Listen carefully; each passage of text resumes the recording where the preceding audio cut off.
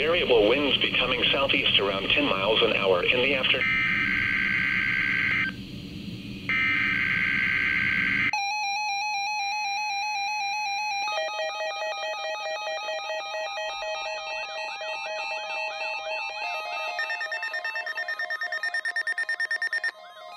Brave. You have just heard a test of the National Weather Service radio warning alarm feature. Reception of this broadcast and the warning alarm will vary at any given location. This variability, normally more noticeable at a greater distance from the transmitter, will occur even though you are using a good quality receiver in perfect working order. During severe weather, the warning alarm will be activated for severe thunderstorm and tornado watches, and for severe thunderstorm, tornado, and flash flood warnings. The warning alarm will also be used for civil emergency messages.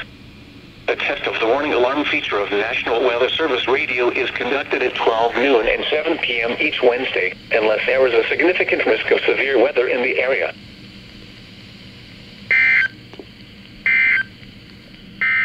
This got stuck on NWR activation.